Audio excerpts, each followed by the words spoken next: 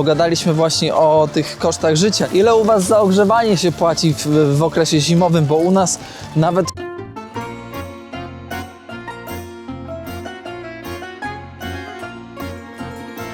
Witam Państwa w odcinku numer 3 z Estonii. Estonia z jak to daleko. Szanowni Państwo, problemy, same problemy. Ponieważ mi normalnie na dłoni, tutaj na palcu wyskoczyła jakaś wysypka. Później dzisiaj mi wyskoczyła, wczoraj mi tu wyskoczyło. Teraz mi wyskoczyła tutaj na dłoni. Gdzieś tutaj mnie jeszcze na piszczelu tak jakby swędzi. I tak się zastanawiam, od czego to może być? Czy to jakieś uczulenie alergiczne od tego, że piję dużo kefiru? Nie wiem, może od kefiru, może to od jakiejś sucha skóra, od wody. Nie mam pojęcia, powiem wam. A może od spania w lesie, gdzieś tam dotknąłem jakiejś rośliny i mam jakieś uczulenie, reakcja alergiczna tak zwana. No w sumie nie wiem, nie pamiętam, żeby coś zjadł takiego, co mogłoby wpłynąć, chociaż każde jedzenie może wpłynąć alergicznie. Taka jest prawda. Jak widzicie, zbieram się już i będę jechać na zachód Estonii w kierunku Tallina. 200 ponad kilometrów do zrobienia. Zobaczymy, co z tego wyjdzie, czy gdzieś odbije na lewo, czy na prawo. Czas pokaże, ale chciałbym po prostu zobaczyć Tallin. Tallin, no właśnie. I wy na pewno też, moi drodzy. Zatem zostawcie łapeczkę, komentarz i podajcie odcinek dalej. Ja tymczasem zbieram się w podróż. No, tutaj powiem wam, że masa na Białorusi i w Rosji i w Estonii nie spada, bo naprawdę regularnie jem, dużo jem i dobrych rzeczy jem. I zobaczcie, jaka jest ciekawa analogia. Jak nie jest gorąco, jak jest zimno, moje ciało nie ciągnie mnie do słodkich napojów. Kompletnie nie. Bardziej do kefiru, do jakiegoś mleka, ale kompletnie nie do słodkiego napoju.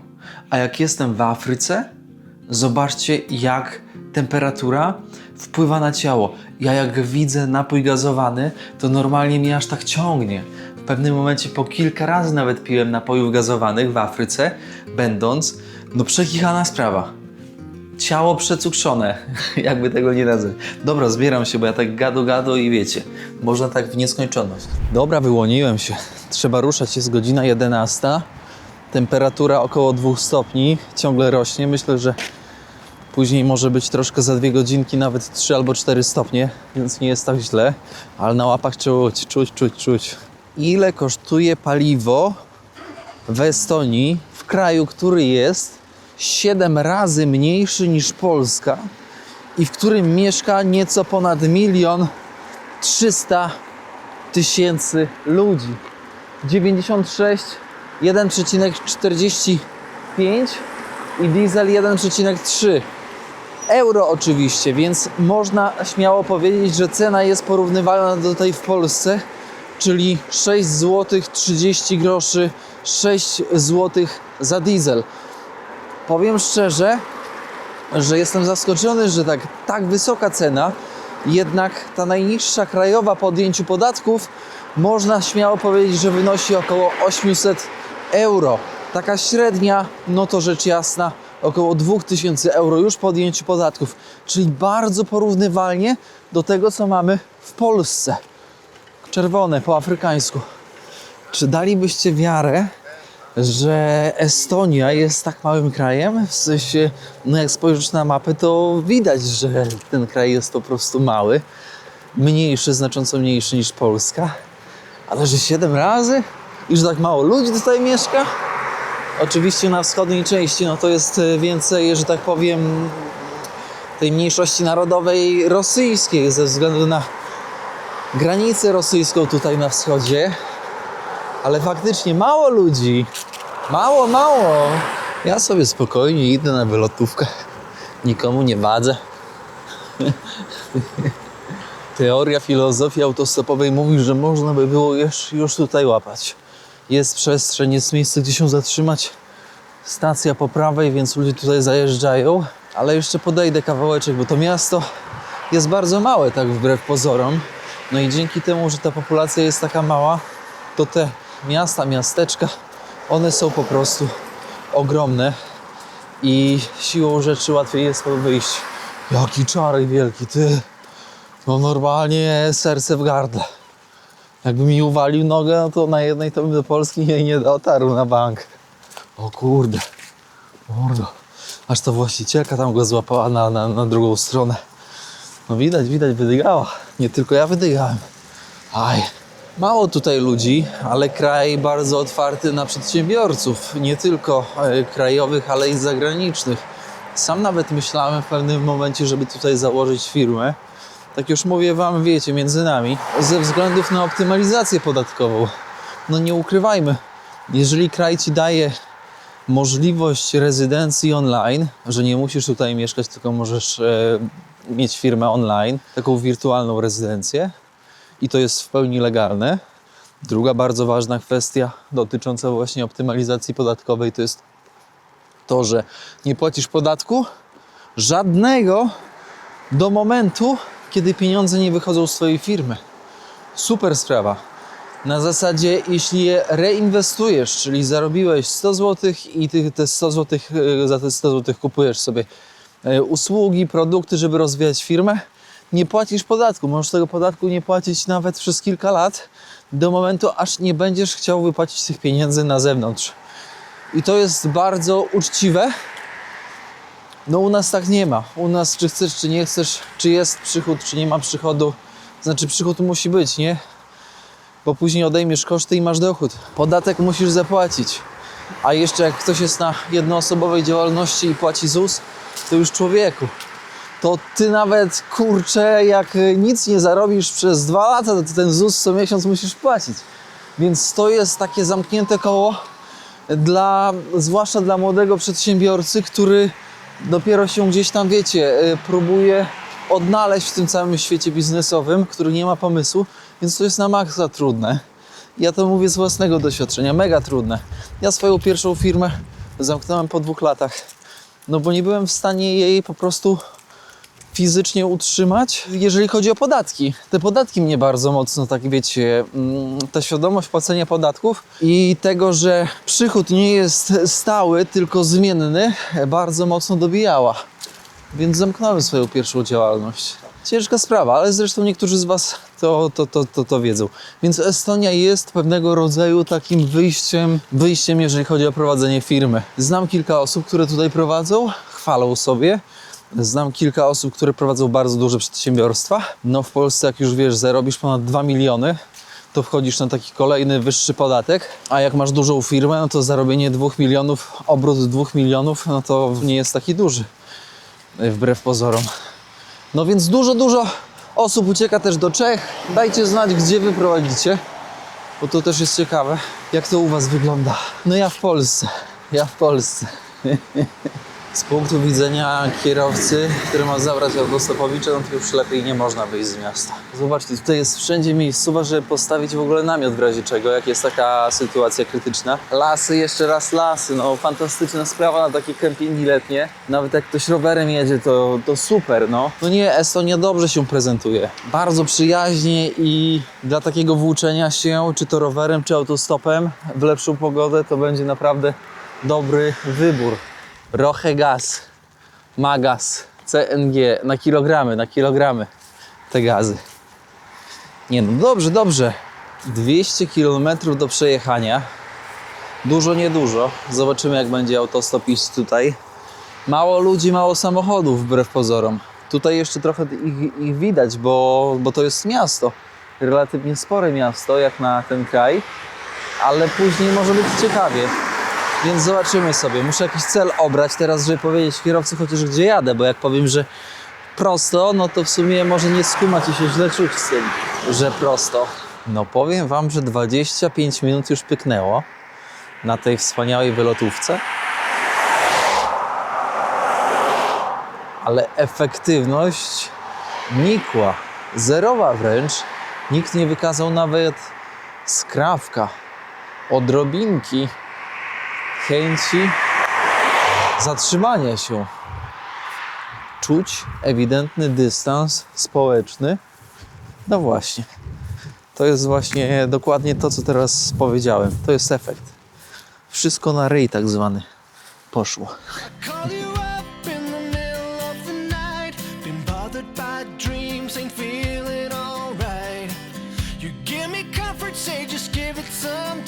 By the end of our talk, I'm feeling just fine.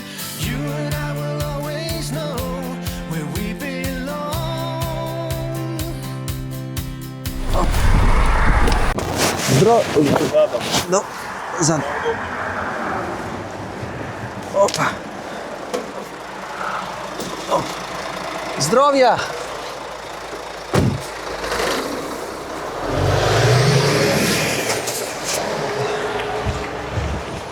Kolega pojechał, mordule, ziomek do mnie mówi: człowieku, dawaj ze mną do Talina.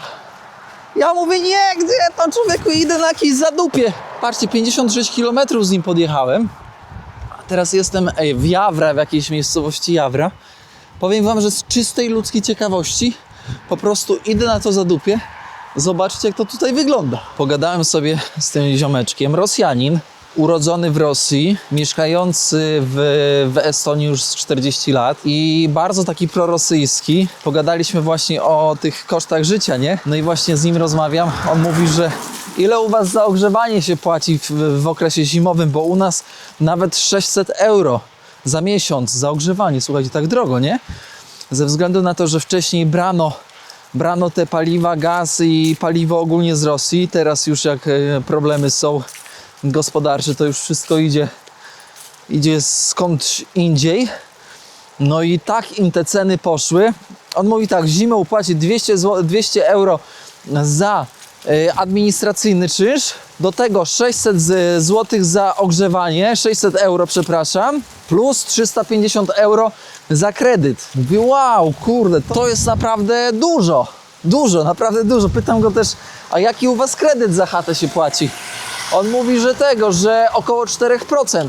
Całkiem przyzwoicie, co? Ty, co to są za budynki? Wyglądają jak budynki po starym PGR-ze, ale tutaj widzę, jest jakaś tablica upamiętniająca. Tutaj jakaś chata, ty, jakiegoś magnata ty z XVI wieku estońskiego. Zapraszam. Mordo. Włazimy. Zobaczcie, tutaj nic nie po tego. Na górę się nie da wejść. Jednak na górę zamknęli wejście. Ała! O kurde, się w głowę walnąłem. W takich miejscach trzeba z latarką chodzić. A, się walnąłem w głowę. Cholera.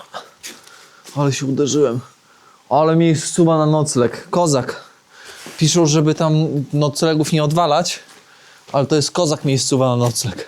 Wszystko poblokowane, no. Wyjdziemy, zobaczymy. Nic tutaj nie ma, tak na dobrą sprawę. W sumie stąd można zeskoczyć. Budynek z XVI wieku, który kiedyś był jakimś pałacykiem a la szlacheckim, a dziś po prostu stoi. Ale czysto jest przynajmniej, bo w takich miejscach, w takich ruinach przeważnie jest syf ostry. Idę do miasta, zobaczę. Obstawiam, że no po prostu dzika Estonia, nie? Dzika, urbanistyczna Estonia. Witam Państwa w jednym z najmniej zaludnionych miasteczek na terenie kraju. Piszą, że około 10 do 11 osób na kilometr kwadratowy. No to można powiedzieć, że jest naprawdę grubo. To są takie przedmieścia w sumie. Ale zaraz 2 kroki i będziemy w mieście. Ty, dzisiaj normalnie wiatr wieje od lądu w stronę, wiecie, w stronę wybrzeża Zatoki Fińskiej. Kurde, jak zimno. Odczuwalna? Z -7, z -8, normalnie. Wiatr najgorszy, a jeszcze jakby teraz dowaliło deszcz, ale by była sieka. Najgorzej. Ty, ja jakimiś tyłami sobie gdzieś tam popędzam. Naprawdę. Ale już jesteśmy w mieście.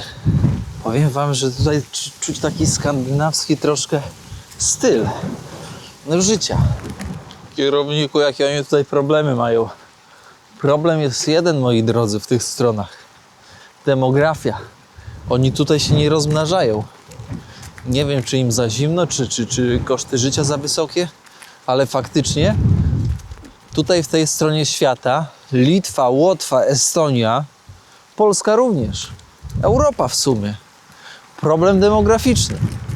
I teraz porównujemy taką Afrykę, Bliski Wschód, gdzie jak tam jedziesz i tam jesteś, to tych ludzi jest tak dużo, że ty się zastanawiasz, jak to w ogóle jest możliwe. Tutaj, żeby Państwo mieli na uwadze, jesteśmy w centrum miasta, Järwy. No, też pogoda nie sprzyja, więc tych ludzi jest mniej, ale to jest jedno z najmniej zaludnionych miasteczek. Jakaś kawiarenka. O, i od razu masz. Proszę bardzo. Po estońsku i masz po rosyjsku. Wciąż tutaj 50 parę kilometrów od Narwy i wciąż ten rosyjski, zobaczcie, działa. A to otwarte jest, zobaczcie, można sobie zamówić i zjeść w kawiarni. Ja głodny nie jestem. Zadbałem o jedzenie, moi drodzy. Wczoraj kupiłem sobie, wiecie co? Kupiłem sobie kotlety schabowe z kurczaka i sobie w hotelu je jadłem, więc trochę więcej białka, siły jest w moim ciele. No, powiem wam, że jak nie zjem mięsa, to nie czuję się syty i po prostu szybko chce mi się jeść. No, ej, zobaczcie. Niezły klimat, co? Można by było zadać takie pytanie, które naturalnie wypływa z człowieka. Z czego oni się utrzymują? Zobaczcie, auta są naprawdę na całkiem dobrym poziomie. Domy wyglądają co najmniej przyzwoicie. No i z tego, co udało mi się gdzieś tutaj namierzyć, no to fabryki przetwórstwa drzewa, obróbka tego drzewa, no więc startaki, no i jakieś chyba roboty takie IT, bo Estonia jest z tego też znana. Wprowadzanie cyfryzacji w przestrzeń publiczną, administracyjną, zdrowotną, no to Estonia przoduje w takich rzeczach. Powiem wam, że naprawdę to jest uderzające być tutaj, wiedzieć jak to jest mały kraj z tak małą populacją i tym, jak on funkcjonuje. W sensie tak odkrywać, nie? Tutaj zobaczcie, tam już jest plac centralny. Zapomniałem wam powiedzieć, że w Narwie po stronie estońskiej jeszcze stoi w muzeum, tam w środku gdzieś jakieś tam muzeum jest miasta Narwa. Stoi pomnik Lenina, jako jedyny chyba w Europie. Taki wiecie, przykitrany, nie w przestrzeni publicznej, tylko tak ukryty. A my tutaj, słuchajcie, jesteśmy no w centrum. O. Kiosk czynny. Jakiś sklepik, automat z kawą. Ale spokój, o matko. No powiem wam szczerze, że w takiej miejscowości, o takiej aurze, no to takie problemy, że tak powiem, życia przyziemnego jak alkoholizm, myślę, że są na początku dziennym. Ogólnie alkoholizm na Skandynawii i tutaj w okolicy, można śmiało też chyba powiedzieć o Estonii, jest dość powszechny. Chociaż tego tak nie widać. To jest dość ciekawe, to jest specyfika taka charakterystyczna jak w krajach Bliskiego Wschodu. Alkohol jest haram zabroniony, ale ten alkohol się spożywa w ścianach swojego domu. I tak samo jest tutaj, z tego co zdążyłem zaobserwować. Kurczę, bo co tutaj robić? Tu jest szmatek, zabieram was do szmateksu w centrum. Zobaczmy jakie tam rzeczy mają.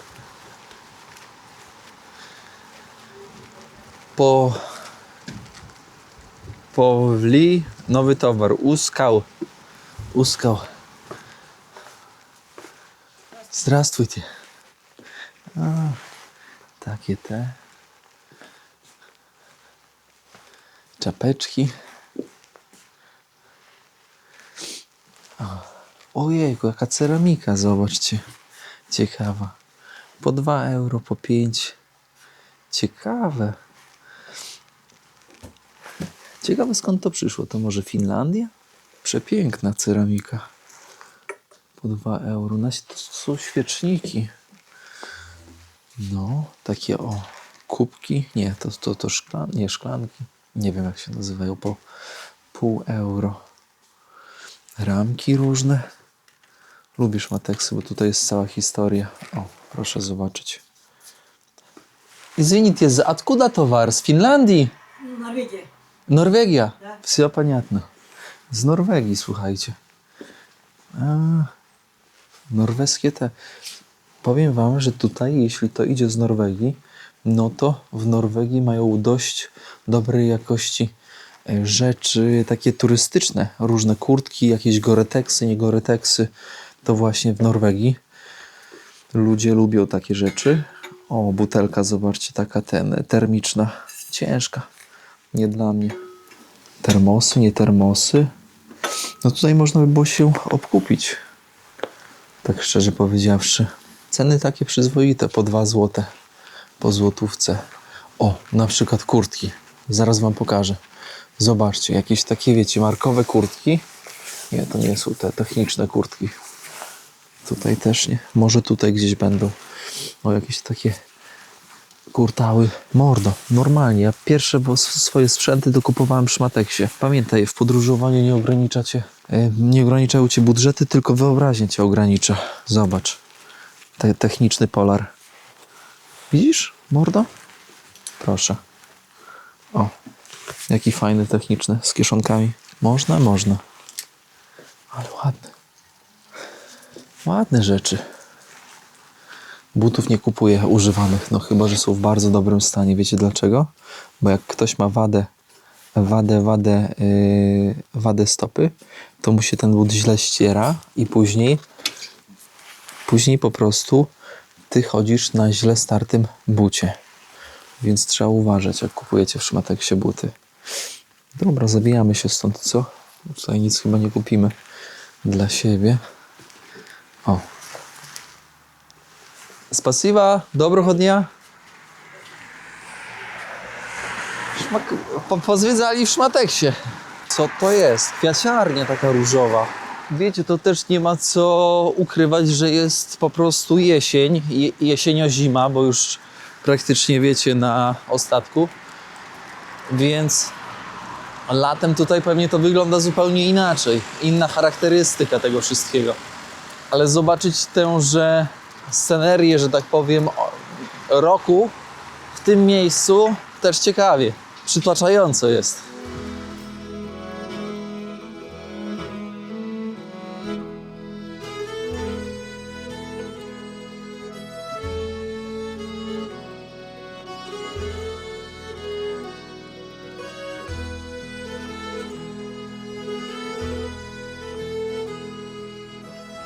Jeszcze jak rozmawiałem z tym tirowcem, on do mnie mówi, coś tam rozmawiamy. On mnie pyta, ile zarabiam. Tam powiedziałem i później coś tam on tłumaczy, ile on zarabia. On mówi, że no ja tam zarabiam około 2-2,5 tysiąca euro jako kierowca ciężarówki. To jest dobra zapłata. No moja żona pracuje w Narwie w sklepie, zarabia około 800 euro. No i mamy jedno dziecko i no tak na styk nam wystarcza po opłaceniu tych rachunków, kosztów życia, nie za jedzenie, za szkołę dziecka, coś tam jeszcze, to mówi, że na styk im wystarcza. Ja tak policzyłem na szybko, to słuchajcie, to jak oni wykładają 3000 euro na życie, to jest ponad 12 tysięcy złotych. To jest, wydaje mi się, strasznie dużo jak na 3-osobową rodzinę. 2 dorosłych i dziecko. Tak mi się przynajmniej wydaje. 12 tysięcy to jest, wiecie, to jest kurczę hula i dusza piekła nie ma. Tak mi się wydaje, no. Co myślicie? Ty, ja się muszę chyba stąd naprawdę zabierać. Bo to jest trochę jak apokaliptyczny scenariusz. Tutaj można by było naprawdę. Zobaczcie, półki, puste półki, sklepy, witryny sklepowe takie. Tutaj gołąb sobie śpi, nie? Andrzej. Dziwnie to wygląda. Jak trochę z filmu apokaliptycznego. Momentami chciałbym się znaleźć w takiej scenerii, w sensie takiej sytuacji, że trzeba walczyć o przetrwanie. Ale bądźmy ludźmi. Pozaglądajmy ludziom troszkę w okna. Zobaczcie, że firanki nie są takie powszechne. Gdzieniegdzie są. Bardziej rolety, bardziej zasłona. Ale tak, są i okna, gdzie w ogóle nie ma nic. A wy jak? Jesteście teamem zasłony, rolety, firany? Ja firan u siebie w domu nie mam. Już odeszły, że tak powiem, w niepamięć. Cóż to za symbole? Tego to ja chyba tego nie rozszyfruję. Zobaczcie, jakie przejście między blokami. Przymurowane, ty. Ciekawe po co?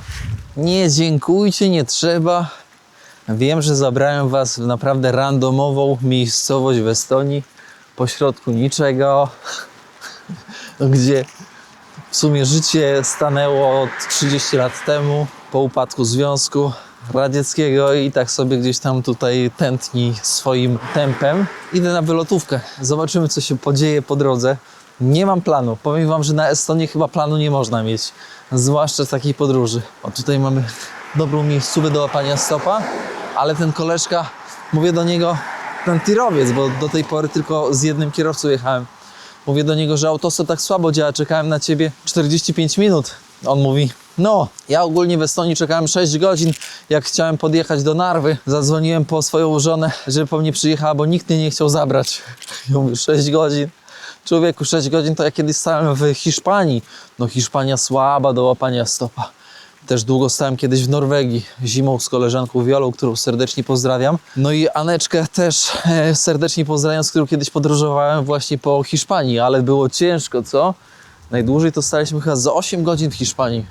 Ciężko, mega ciężko. To już była walka o przetrwanie. Łapać stopa przez 8-9 godzin. Wyobrażacie sobie taki w ogóle scenariusz? Patrzcie teraz na hit.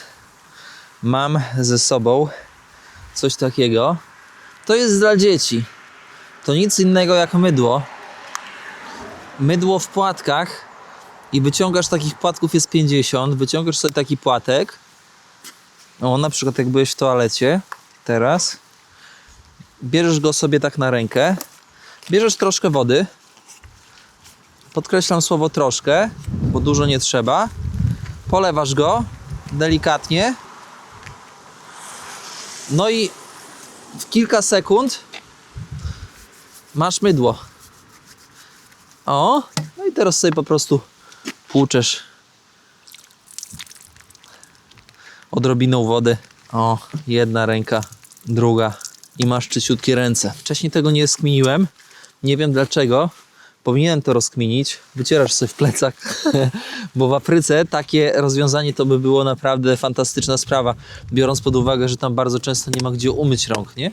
Więc ta higiena jest bardzo na niskim poziomie w podróży, a takie mydło w płatkach kosztuje w popularnych drogeriach 8 zł 7, a na przykład u Chińczyka możesz kupić to za 3 zł, nawet 100 płatków. Czyściutko. Dobrze, czysto. Tallinn 153 km, Narwa 59. Przeszedłem dla was jakieś na tym odcinku 7 km, żebyście mogli zobaczyć, jak wygląda takie miasteczko jak to. Teraz kontynuujemy. Zobaczymy, co wyjdzie dalej w praniu, ale kierujemy się w stronę Tallinna. W Tallinie będzie co zobaczyć i co pokazać. No tutaj nie wiem. Tutaj nie wiem, naprawdę. Jest trochę takich naturalnych miejscówek, niemniej jednak te naturalne miejscówki, one są porozsiewane tak na boki. 5 km od drogi, 8 km od drogi, więc trzeba by było bardzo dużo odbijać w bok. Na łosie trzeba uważać, zwłaszcza jak się pod namiotem śpi. Skubaniec jak przyjdzie ciekawski, no to może być źle. Dobra, tutaj będzie dobrze, bo tam słupki są. Tutaj będzie można się zatrzymać, kierowniku. Kochany, zatrzymał mi się Estończyk starszy. Ale taki sfrustrowany, bo on myślał, że jestem Estończykiem. Ja do niego po rosyjsku nie, nic. Ja do niego po angielsku nic. Nie ma języka wspólnego. No to pojechał, nie? No ja nie pojechałem z nim. Język estoński kompletnie nie do zrozumienia. Dla mnie, dla Polaka, który troszkę tam po angielsku, troszkę po rosyjsku. Zero! Totalne zero! Autostop stracony.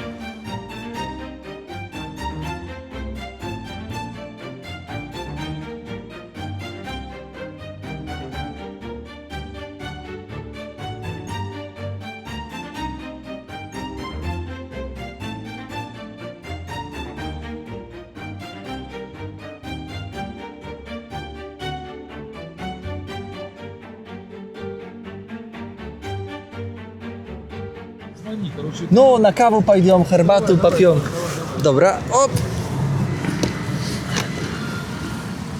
Всего доброго, удачи, Сергей.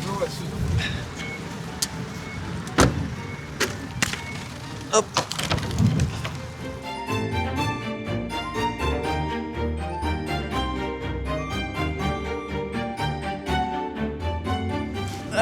Słuchajcie, jesteśmy w stolicy.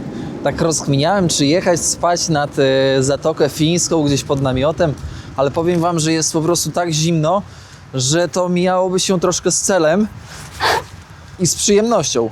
To mijałoby się z celem i z przyjemnością, szanowni państwo, więc zrezygnowałem z tego pomyślunku i pomyślałem sobie, że przyjadę po prostu do stolicy, w której, uwaga, mieszka prawie 35% całej populacji kraju, więc ogromnie dużo. Ale dzisiaj na tym odcinku ja wam Tallina nie będę pokazywać, a Tallin pięknie wygląda. Średniowieczne, zabytkowe kamienice. Nie, jednak będę tędy iść. I pokażę go wam w kolejnym odcinku, więc szanowni państwo, kończymy odcinek. Dziękuję za tą włóczęgę poniekąd. To nie poniekąd, kierowniku, to była 100% włóczęga. O takiej włóczędze to mogą po prostu w szkołach wykładać. Przedmiot, włóczęgostwo. Profesor habilitowany sandałowy Tomasz Jakimiuk. No tak może kiedyś, słuchajcie, może tak kiedyś będzie. Takie jest życie. Zostawcie łapeczkę, komentarz, podajcie odcinek dalej, żeby to wszystko miało ręce i nogi. Kogo ja czuję? Turasa czuję za 5 dolków. Przepraszam, za 5 eurasów możesz normalnie kepsa zjeść. A nie, co tam było napisane, że za 5, a tutaj 6,50. Pita. No więc tutaj u koleżki Turka na bank można coś sobie tutaj dobrego zjeść. Tutaj jak jechałem jeszcze z Siergiejem, powiedział, że no niestety to wszystko upada. Słuchajcie, ale o tym to my pogadamy później, bo ja to jestem dobry w te klocki. Ja to jak się rozgadam czasami, jak my z Siergiejem się zagadaliśmy, to 2 godziny o tak pierdyknęło. 2 godziny gadka, szmatka, szok. A Siergiej to biznesmen. Kurczę, 25 lat. Kojarzycie taki system jak Uber bądź Bolt? No to Siergiej w ogóle w Sankt Petersburgu takie rzeczy ogarnia. Ogromny biznesmen. Dobra, moi drodzy, kończymy to.